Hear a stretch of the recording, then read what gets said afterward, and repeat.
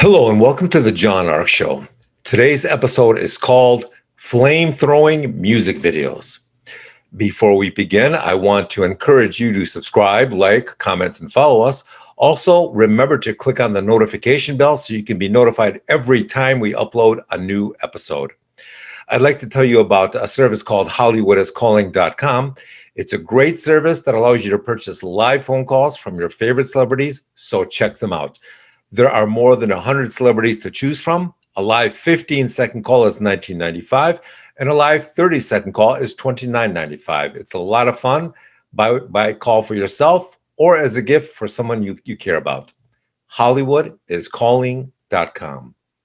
Now, let's get started with some viewer questions. First question. What's with all the videos of people on social media running around with flamethrowers trying to burn everything? I think it's attention seeking. The number of people on social media doing absolutely insane things to try and get attention or subscribers for their channels is skyrocketing. It's exploding. There's one video on Instagram of a guy jumping onto an occupied city bus and shooting his flamethrower into the sky while passengers are actually on the bus. They claimed this was being done for a music video, but the city said it was incredibly irresponsible and then that nobody obtained a permit for such a video shoot. I think that if the people who did that are caught, there will be a very serious consequence for putting all those people's lives in danger. If you saw the video yourself, it's very easy. Just go on Instagram, go on some of the other social media sites. If you see the video, you'll see this lunatic standing on the roof of a bus. He just hopped up there with a flamethrower that's shooting a flame that's got to be maybe 50 feet long. It's enormous. It's not a joke. If you go to websites like World Star Hip Hop or YouTube, you will see people getting millions of views just by kicking each other, smacking each other, or doing bizarre things for attention. We now live in an era where attention is the new currency for people wanting to make money. Next question. What's the best way to still make money on Amazon or eBay? Well, there appear to be several ways to still make money, but we'll tell you what we're seeing an awful lot of. The first thing we're seeing a lot of is foreign companies who study what's selling really well online that week, and then they quickly create a knockoff and try to sell their own version of it while the product is still popular. There appear to be two categories of knockoffs. The first is a total and absolute counterfeit version of the name brand that's doing really well in the marketplace already. It looks the same, smells the same, feels the same, but it's a completely illegal and unethical version. And the companies that do this are really fast and really skilled at creating temporary companies and identities and lookalike products that resemble the real thing. They'll rush them to the market and then try and sell a few 100,000 units before the algorithms or the companies or the people in the market realize what they're doing and try to shut them down. The other thing that's really common is the creation of knockoffs that are similar in appearance or function to an established brand or product, but they are not identical, so technically they're not counterfeit products. There is an awful lot of that going on, and this is a bit more challenging to stop or prevent. Once again, these products are often sold by shady and temporary fly-by-night overseas companies. These companies are often run out of garages, basements, warehouses, the back of warehouses, behind warehouses. A lot of times these people don't even have a lease or a legitimate mailing address. They just throw this stuff together and try to put it on the market. The next thing that we see is the success of unique or one-of-a-kind items.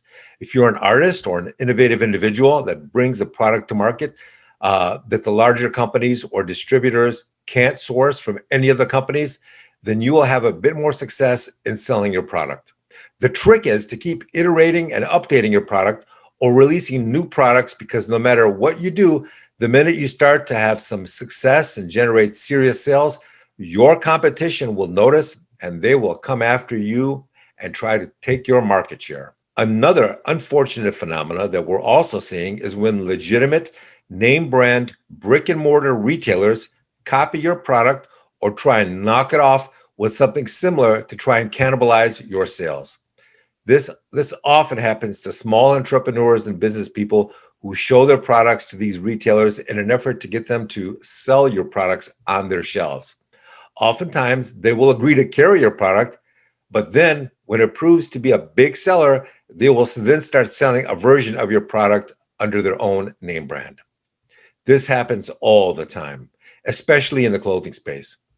Unless you're a designer with a celebrity name brand, it is very likely that you will be knocked off with very similar designs. Next question. What's the best weapon for self-defense? I believe that the best weapon for self-defense is the ability to avoid high-threat environments or situations or people. 90% of the problems can be avoided by staying away from certain people, places, or situations, like bars or nightclubs after midnight. Outsmarting criminals is a very powerful weapon. Don't associate with them. Don't associate with people who hang out with criminals. And don't go to areas that attract criminals.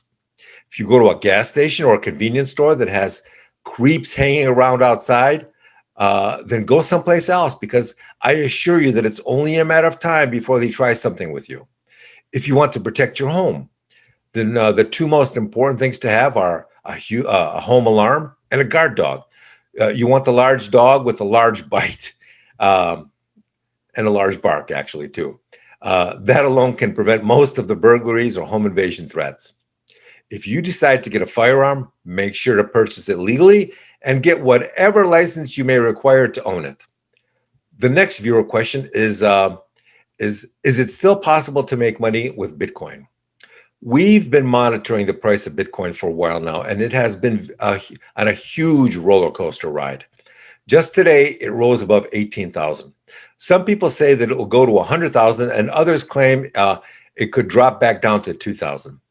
There is no way to know for certain, because there has never been a currency or a financial instrument like Bitcoin before. It's completely uncharted territory. And to be very candid, most people still don't own Bitcoin or make purchases with it.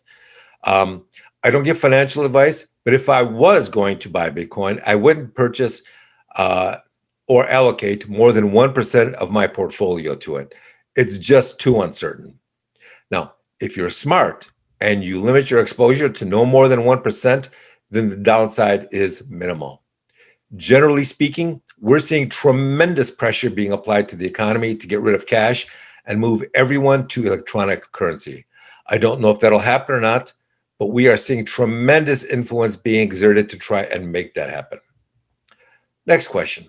What are the best ways to raise money to start a new business? Well, there are a number of options. You can try Kickstarter. You can do the friends and family fundraising thing. But if you borrow money from them and the business fails, they're going to hate your guts at every family get-together in the future. Now, I've heard of people pawning their wedding rings to raise money for a business. One of the best strategies I've heard some people do is to get a second and third job for a year and save the money you'll need to start it. Remember, you don't need millions of dollars to start a successful business. You just need $1 million idea, $1 million work ethic, and $1 million attitude. Keep attacking, keep working, keep striving. And the best part is, if you don't borrow anybody else's money, then you won't owe anybody anything. Remember, the golden rule of money. The highest purpose of money is to be able to take care of the people you love the way they once took care of you. And even if they were never able to help you in the past, it's still important for you to help your loved ones. That's just a very important rule to live by, at least for me anyways. Next question. What's happening in the car market? Is this a good time to buy a new or a used car?